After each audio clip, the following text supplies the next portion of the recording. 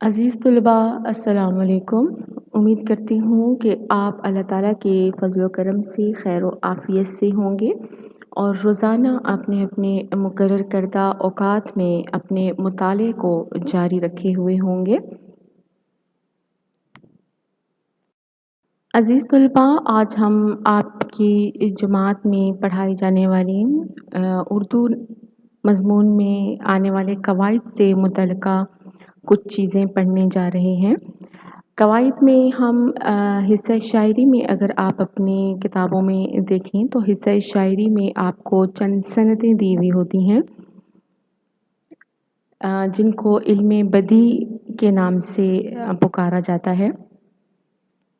قواعد میں علم بدیع کے بارے میں ہم پڑھیں گے کہ علم بدیع کون سا علم ہے اور یہ ہماری کلام میں کس طرح خوبصورتی پیدا کرتا ہے، نکھار پیدا کرتا ہے یا انوکھا پن پیدا کرتا ہے، اور یہ کتنا ہماری اردو شاعری میں اور اردو نثر میں ضروری ہوتا ہے۔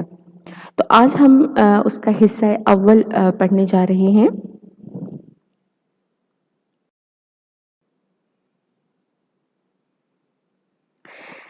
عزیز طلبہ، دیکھ لیتے ہیں کہ علم بدیع کون سا علم ہے۔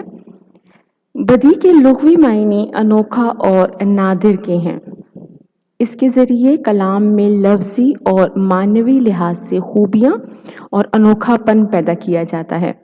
یعنی کہ علم بدیع وہ علم ہے جس کے ذریعے ہم اپنی شاعری میں، اپنی نثر میں ایک معنوی لحاظ سے یا لفظی اعتبار سے ایک خوبصورتی پیدا کرتے ہیں، انوکھا پن پیدا کرتے ہیں، ایک اچھوتا پن پیدا کرتے ہیں، ندرت پیدا کرتے ہیں، جس سے کلام کی خوبصورتی میں، اس کی آرائش میں، اس کی سجاوٹ میں، دیکھنے میں وہ اور خوبصورت معلوم ہوتا ہے۔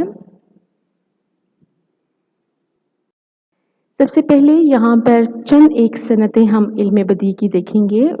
انشاءاللہ پھر آنے والے ہم اپنے لیکچر میں، آئندہ آنے والے حصہ دوم میں اس کی باقی صنعتوں پر بھی گفتگو کریں گے۔ سب سے پہلے ہمارے پاس 3 صنعتیں علم بدیع کے متعلق موجود ہیں۔ پہلی صنعت ہے صنعت تلمیح، دوسری ہے صنعت تضاد اور تیسری ہے صنعت مراعات النظیر۔ عزیز طلبہ، علم بدیع جیسا کہ ہم نے دیکھا کہ کسی کلام میں کوئی خوبصورتی پیدا کرنی ہو، نکھار پیدا کرنا ہو تو علم بدیع میں آنے والی صنعتوں سے کام لیا جاتا ہے، اور یہ ہم اپنی اگر شاعری میں دیکھیں تو صنعت تلمیح جو ہے وہ ہم پڑھتے آ رہے ہیں۔ شاعری میں ہم دیکھ لیتے ہیں کہ صنعت تلمیح کسے کہتے ہیں۔ کلام میں ایسے الفاظ یا ترکیب لانا جو کسی قرآنی آیت، حدیث، تاریخی واقعے، داستان، روایتی کہانی کی طرف اشارہ کرے، تلمیح کہلاتا ہے۔ یعنی کہ شاعر جب کسی اپنے کلام میں کسی گزرے ہوئے کسی واقعے یا پھر کسی قرآنی حدیث یا حضور اکرم صلی اللہ علیہ وآلہ وسلم کے زمانے میں گزرا ہوا کوئی واقعہ یا کوئی داستان کا حوالہ یا کوئی معاشرے میں موجودہ روایتی جو کہانیاں ہوتی ہیں اس کی طرف اشارہ کرے، یا ہماری تہذیب یا ثقافت کے مطابق جو گزر چکا ہے اس کے مطابق اشارہ کرے، یعنی کہ اپنے شعر میں ایسی بات کرے کہ جس سے آپ کا ذہن جو ہے وہ اس واقعے کی طرف منتقل ہو جائے، اس آیت کی طرف منتقل ہو جائے یا اس حدیث کی طرف آپ کا ذہن منتقل ہو جائے، تو ایسی شاعری میں ایسی صنعت کو صنعت تلمیح کہا جاتا ہے۔ یہاں پر مثال ایک ہے، قتل حسین اصل میں مرگ یزید ہے، اسلام زندہ ہوتا ہے ہر کربلا کے بعد۔ اب یہاں پر ہم اگر حسن تلمیح دیکھیں تو ہم شعر پڑھتے ہی ہمارا ذہن کربلا کے واقعے کی طرف منتقل ہو جاتا ہے اور وہ سارا واقعہ ہمارے ذہن میں گھوم جاتا ہے، کیونکہ شاعر نے اس میں اسی واقعے کی طرف اشارہ کیا ہے۔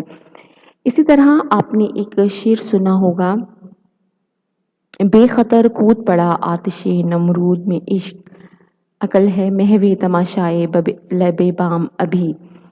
تو اس شعر میں ہم دیکھتے ہیں کہ اگر ہم وہ شعر پڑھتے ہیں تو فوراً ہمارا ذہن جو ہے وہ حضرت ابراہیم علیہ السلام کے زمانے میں نمرود کی جلائی گئی آگ، حضرت ابراہیم علیہ السلام کو ختم کرنے کے لیے جلائی گئی تھی، تو اس واقعے کی طرف ہمارا جو ہے ذہن منتقل ہو جاتا ہے۔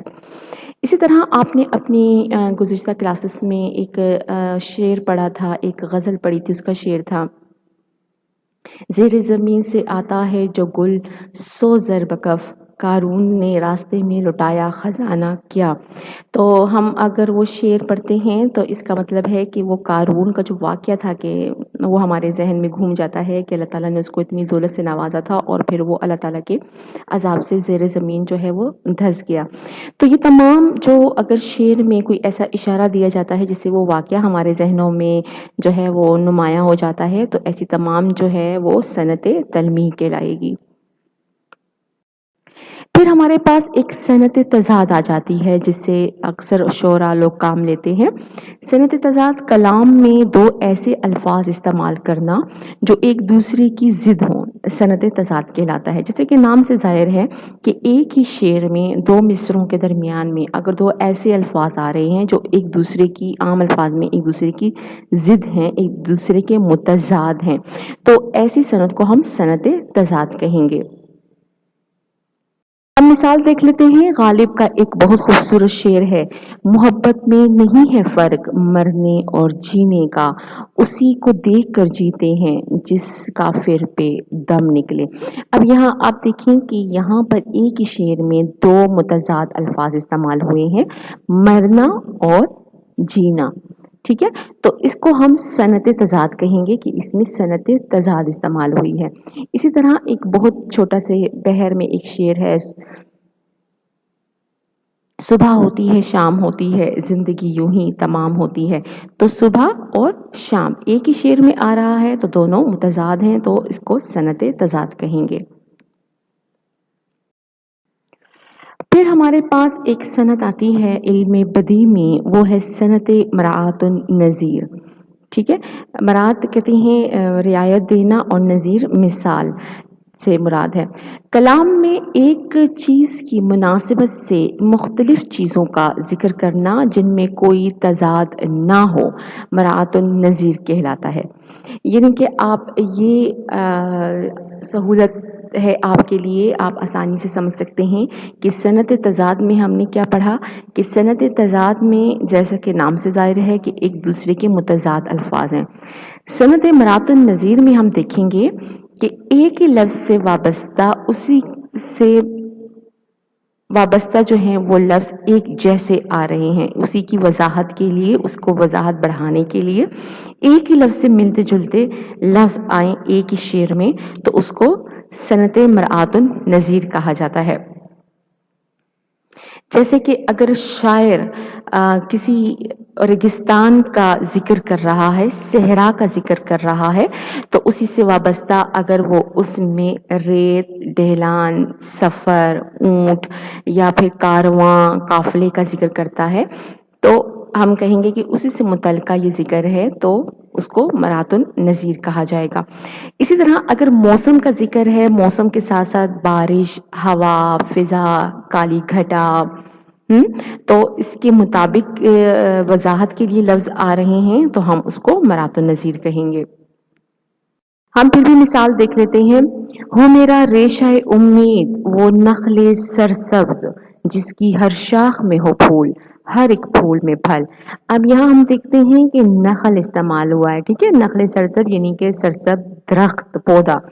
اب درخت کی مناسبت سے یہاں پہ کون سے الفاظ استعمال ہو رہے ہیں؟ درخت میں کیا ہوتا ہے؟ شاخیں بھی ہوتی ہیں، پھول بھی ہوتے ہیں، پھل بھی ہوتے ہیں، تو اسی ایک لفظ کی مناسبت سے اسی سے ملتے جلتے الفاظ آ رہے ہیں، تو اس کو ہم کیا کہیں گے؟ مراعات النظیر کہیں گے۔ پھر ایک اور شعر کی مثال دیکھ لیتے ہیں، پتا پتا بوٹا بوٹا حال ہمارا جانے ہے، جانے نہ جانے گل ہی نہ جانے باغ تو سارا جانے ہے۔ تو یہاں پر باغ لفظ استعمال ہوا ہے، تو ہمیں پتا ہے کہ باغ میں پتے بھی ہوتے ہیں، بوٹے بھی ہوتے ہیں، پودے بھی ہوتے ہیں، پھول بھی ہوتے ہیں، تو اسی کی مناسبت سے یعنی کہ اس میں کوئی تضاد نہیں ہے، ٹھیک ہے، اس میں کوئی تضاد نہیں ہے، اسی کی مناسبت سے الفاظ آ رہے ہیں تو اس کو ہم مرات النظیر کہیں گے۔ عزیز طلباء، یہ تو تھی آپ کی علم بدیع سے متعلقہ چند صنعتیں، لیکن ہم حصہ دوم میں باقی رہ جانے والی صنعتوں کا بھی ذکر کریں گے جو کہ شاعری میں مستعمل ہیں، استعمال ہوتی ہیں۔ امید کرتی ہوں کہ آپ گھر میں اپنی اردو سے متعلقہ مطالعہ بھی جاری رکھے ہوئے ہوں گے، اور اگر کسی بھی آپ کو کوئی بھی مشکل درپیش ہے الفاظ کے معنی تک رسائی حاصل کرنے کے لیے، تو آپ اپنے ساتھ لغت کا استعمال بھی جاری رکھیں۔